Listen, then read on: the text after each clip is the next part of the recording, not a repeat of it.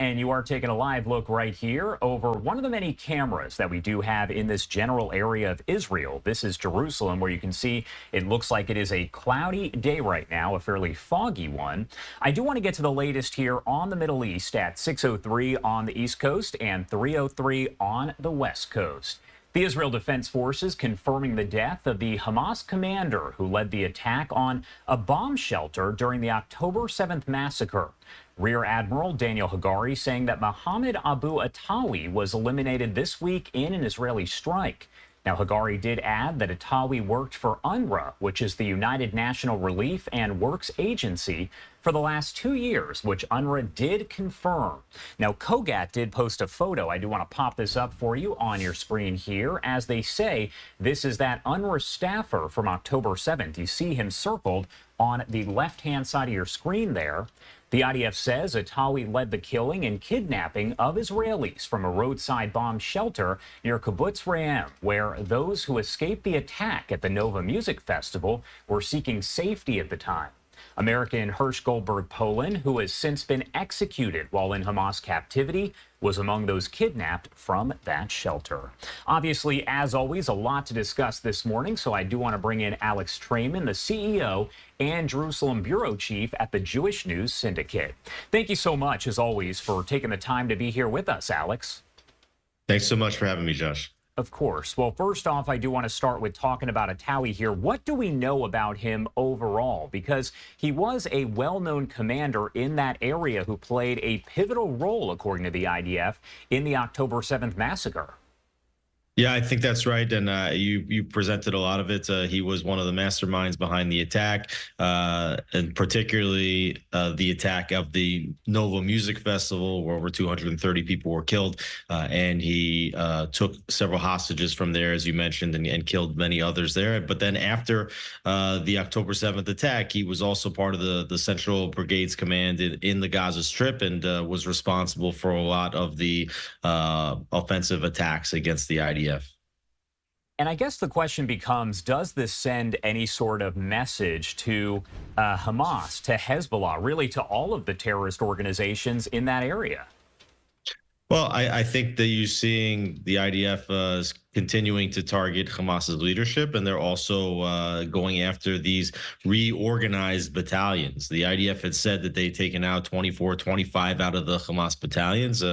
Taking out a battalion means 50% killed or injured, but that means that you could still have a lot of Hamas terrorists running around the strip. So with time now, we're a year into this, we've seen some of those battalions reorganize under local leaders, and the IDF has been doubling back to different areas where they had previously gone through and maybe taken control of, but now are going back into those areas as Hamas tries to reestablish localized control. Following the killing of Hamas leader Yahya Sinwar, have we seen Hamas terrorists surrendering? Because I remember a lot of the images that we did see right after the start of the Gaza war showed a lot of the different soldiers kind of handing over their weapons, handing over their guns, and surrendering to Israel. Have we seen more of that since the killing of Sinwar? I'm not sure we're seeing more of that, as much as those that don't want to be in the fight are staying away. But those that are there, with the guns pointed at the IDF, they're not running away when the IDF comes in. We have heard in Lebanon, though, that many members of this Nukhba Force have been essentially surrendering or retreating, not to be killed by the IDF when they come in. As far as U.S. Secretary of State Antony Blinken's visit there to Israel earlier this week, yesterday he spoke alongside the Qatari Prime Minister there about a lot of topics, but he mentioned that ceasefire hostage release deal and said that there is a new framework that is going to be discussed when we see in the next few days the Mossad chief as well as those U.S. officials head over to Doha. Do you think the death of Sinwar has brought a deal any closer to a reality? I think that it can bring a deal closer to reality. It was believed and reported that Sinwar was the one holding up a deal. So if Hamas, many of whose leaders like Khalid Mashal still remain in Qatar, feel that there's nothing more to gain by having the IDF continue to run through the Gaza Strip, they may choose to release some of the hostages. The Prime Minister's office this morning praised the Egyptian mediators for putting forward a renewed push toward a hostage release deal. And as you mentioned, Israel will be sending the head of the Mossad and the Shin Bet over to Doha in order to try to negotiate some kind of release. They talk about maybe a limited framework for the release of just a few hostages in exchange for a 2-week ceasefire, and still also discussions about the larger ceasefire. But big questions as to how many hostages actually remain in the Gaza Strip, and is there any centralized force that knows where these hostages are if they're still alive?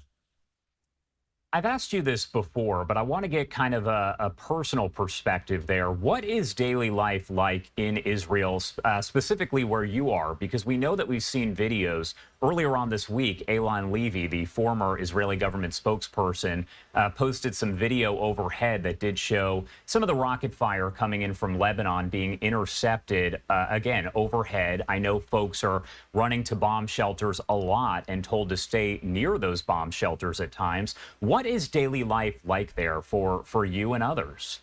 So it really depends where you live. If you live in Jerusalem, where I'm sitting right now, it's been relatively quiet since the beginning of the war. Now, in the north and in areas like Haifa and Akko and Nahariya, the Golan Heights, the Galil, they've been pummeled on a daily basis. And there's a lot of anxiety, post-traumatic stress, people that have to run into shelters, sometimes with just several seconds notice, sometimes with no notice. You're hearing booms overhead, without any sirens or pre any warning signs. So, it's certainly a situation that can't really continue here in the north. Over 80,000 residents have been evacuated from their homes in the north. They haven't been able to return home in about a year's time. So depending on where you are, it can be quiet. And if it is quiet, like in Jerusalem, people go about their regular business. Obviously, if people are diving into bomb shelters, it's something different. And the entire country waiting to see if Israel will strike directly back against Iran, and then what a retaliation could look like, because that can blanket the entire country and put everybody into the bomb shelters. Speaking about that Iran attack that could or could not happen, does it still seem like not only is it going to happen, but like it could actually take place in the near future, soon? Well, nobody really knows when it's going to take place. All indications are that it could happen imminently, although the Iranian attack, ballistic missile attack, took place on October 1st, so that's over 3 weeks ago. And Israel said that it's going to retaliate, and it's going to retaliate hard. But yeah, it's 3 weeks on, and we haven't seen that happen yet. There were reports that the United States had leaked some information about that attack, many reports about that, and then follow-up reports saying that Israel was actually changing some of the details of that attack in order to maintain the element of surprise and recalibrate how it's going to attack, and also playing out some more scenarios, what they might expect in retaliation for such an attack. So yes, it does feel like this attack is going to happen. Senior IDF and the defense minister indicating that it will happen, and it will happen soon, but it's a waiting game right now, and everybody wants to see what's going to happen. Talking a little bit more about that rocket fire coming in from Lebanon by Hezbollah, we know that they fired a barrage of about 50 or so rockets just yesterday. We know there have been several injuries and deaths that have been reported over the past several weeks and months here. Are more of those rockets actually making their way into Israeli airspace than previous months? Yes, particularly the drones. We saw a strike even just a week ago on Prime Minister Netanyahu's home. It basically hit bulletproof glass outside the home, and it did not signal any warning signs. And there was been some other drones that seemed to be able to bypass Israel's warning detection because of the the low height which they're able to fly, I guess is and you have some of these other missiles which are precision guided, and we're seeing that even if the warning signals do go up, that it's not necessarily enough. There's not enough of a formidable response to prevent 100% of these rockets that do enter into Israeli airspace from hitting their targets. And that also indicates why Israel has to go so strong and so quickly inside southern Lebanon, because Israel can't afford to continue to take the barrages of rockets and the damage that they're causing on the home front. Was it well known in that area that Netanyahu did have bulletproof glass on his home? I wanted to get your take on that because we saw the images come in, and then I saw a reporter basically post, "Hey, we learned that his windows have bulletproof glass." Is that something that is well known in that area? Well, I don't think that should be a surprise to anyone. The Prime Minister of Israel is one of the most well-protected men in the entire world. Obviously, he's a target for attacks from all the enemies of the Jewish people. He's probably target number one. And I don't think this is a new development that there was bulletproof glass on the windows. It's you can't get anywhere near the Prime Minister of Israel without going through multiple metal detectors. A very, very significant security presence in and around the Prime Minister. All right. Alex Traiman there, CEO and Jerusalem Bureau Chief at the Jewish News Syndicate. As always, thank you so much for being here with us. Anything else you want to add really about any of this before I let you go?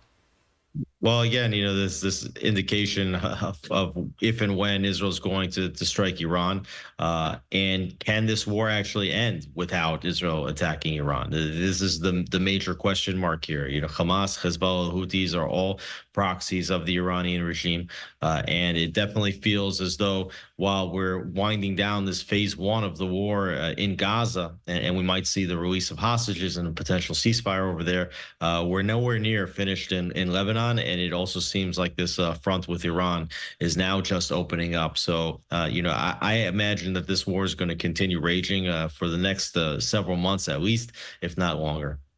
All right. Alex, thank you again for being here with us today. We appreciate it. Josh, thanks so much for having me.